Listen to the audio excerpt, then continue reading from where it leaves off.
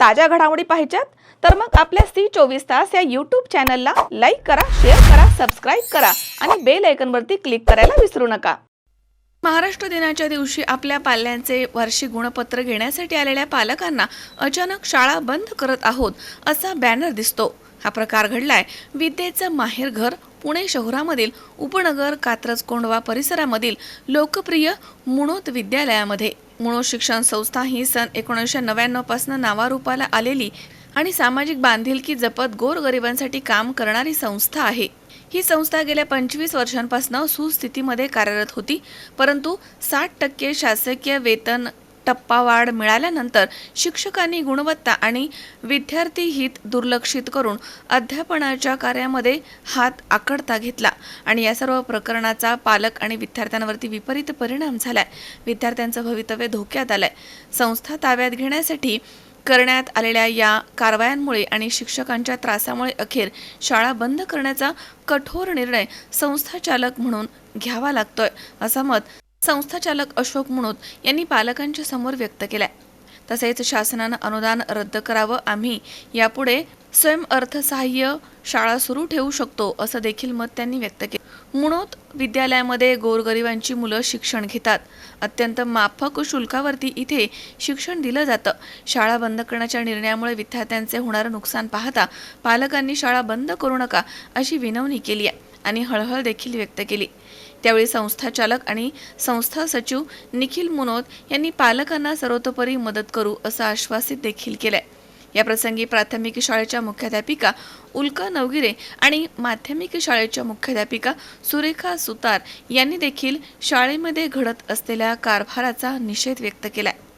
मी अचानक शाळा बंद केलेली नाहीये, वर्षाच्या एंडला शाळा बंद केलेली आहे। शिवाय ज्यावेळेस या लोकांनी मला त्रास द्यायला चालू केलं त्या शाळा बंद करण्यास परवानगी सुद्धा मी शिक्षणाधिकारी उपसंचालक संचालकांना मी पत्र देऊन मागितलेली आहे। त्याचं ओशी माझ्याकडे आहे, त्याला स्मरणपत्र सुद्धा मी त्यांना दिलेलं आहे। त्याच्यावर सुद्धा कुठल्याही प्रकारचा विचार या संचालकांनी केलेला नसून हा फक्त संस्थाचालक आणि संस्थेवर आघात झालेला आहे आणि पालकांना कुठल्याही प्रकारे आमच्यावर भडकून देणे, वाद घालणे, खोटे आमच्यावर आरोप करणे, खोट्या तक्रारी करणे आणि आम्हाला पेटीत धरणे।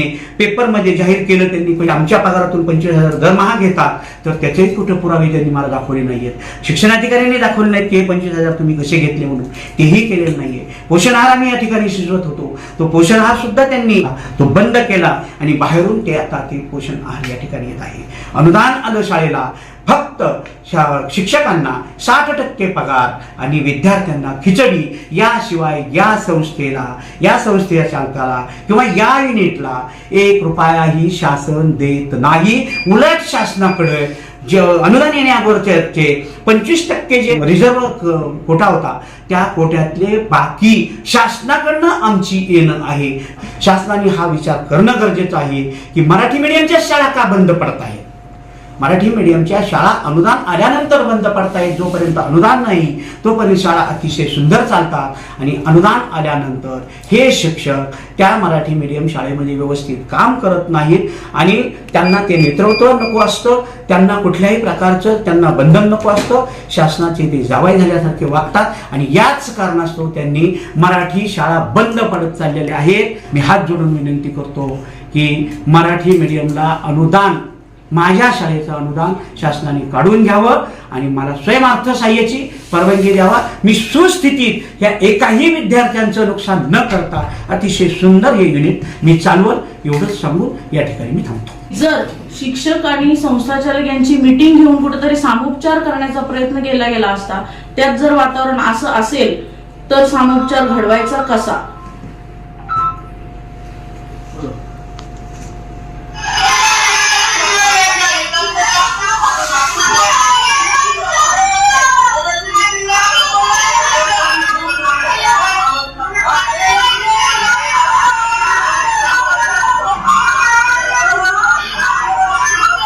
दुःख खूप आहे की गेल्या 25 वर्षापासून ही जी शाळा सुस्थितीत चालू असलेली ती आज अचानक कुठेतरी बंद करावी लागणार आहे आपल्याला। याला नाईलाजास्तव हा निर्णय घेण्यात आला असं वेळोवेळी खूप प्रयत्न करून देखील आपल्याला त्याच्यातनं वे आउट कुठेच मिळाला नाही। रिझल्टच नाही, या उलट विद्यार्थ्यांना पालकांना चुकीचं मार्गदर्शन करण्यात यायला लागलंय. आज ही नावारूपाला आलेली शाळा बंद करण्याचा निर्णय घेतलाय आणि त्याचं खूप दुःख आज मला होतंय. मुख्याध्यापक म्हणून आज जरी मी निलंबित असते तरी गेली 15 वर्ष झालं मी या सगळ्यांना प्रेमाने मायेने सांभाळलेलं आहे. आणि मला आजही माझी अपेक्षा अशी होती की माझ्या शिक्षकांनी आणि संस्थेने मिळून एकत्र बसावं, बोलावं आणि बोलून हे सगळे प्रश्न सॉर्ट आउट करावे. पण मला वाटत नाही की हे सगळं घडू शकेल. हे आजचं जे वातावरण पाहिलं आणि आक्रमकता पाहिली, मला नाही वाटत की यांच्यामध्ये हे भावना सद्भावना. अनेक पालक सर आज रडत होते, मुलांच्या डोळ्यामध्ये अश्रू होते. पालक विचारत होती मुलांना कुठे टाकणार आम्ही म्हणून, काय उत्तर द्यायचं. मला वाटत होतं आज एक शिक्षक म्हणून तुम्ही त्या मुलांकडे पाहायला हवं होतं, त्या पालकांना सावरायला हवं होतं आणि त्यांचा विचार करून आपलं युगो बाजूला ठेवून एकत्र यायला हवं होतं, असं माझं प्रामाणिक मत आहे सर. शाळा बंद केल्यामुळे सर्वांचंच नुकसान होणार आहे.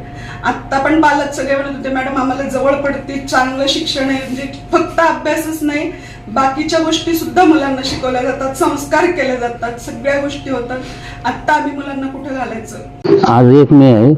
आम्ही शाळेमध्ये रिझल्ट घ्यायला आल्यानंतर कळालं की शाळा अचानक बंद होते.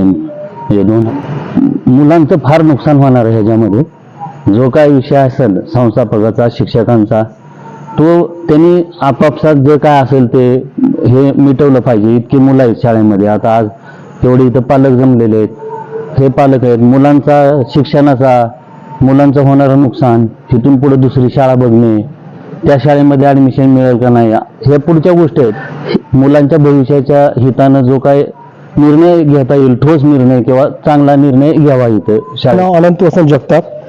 आता हा माझा मुलगा जो आहे तो 9व्या इयत्तेत आहे, पण तो अगोदर एक मोठा मुलगा जो आहे तो ह्या शाळेतच होता आणि ह्या शाळेत म्हणजे पहिलीपासून तो आता इंजिनिअरिंगच्या 4th इयरला आहे, शेवटच्या वर्षाला, आणि फर्स्ट क्लासमध्ये चांगल्या मार्क्सने पास झालेला आहे. आणि त्याला कोणत्याही प्रकारची ट्युशन लावलेली नाही, शाळेतलंच सगळं गाईडलाईन त्याला मिळालेलं. परंतु तरी पण माझ्याकडनं फी व्यवस्थित भरली गेली नाहीये, तरी पण सरांनी सगळं सहकार्य केलेलं आहे मला. तर ही शाळा कोणत्याही परिस्थितीत बंद व्हायला नाही पाहिजे.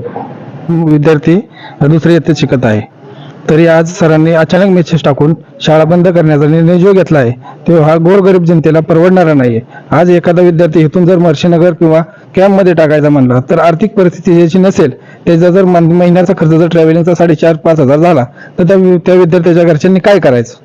जर हा तुमचा जो काही वैयक्तिक विषय असेल संस्थेचा किंवा शिक्षकाचा, संचालक मंडळाचा, तर त्यांनी शाळेमध्ये मीटिंग लावून सर्व पालकांना, शिक्षकांना, संस्थापकांना, संचालक मंडळाला बोलवून त्याच्यावर काहीतरी तोडगा काढून संस्था चालू राहिली पाहिजे.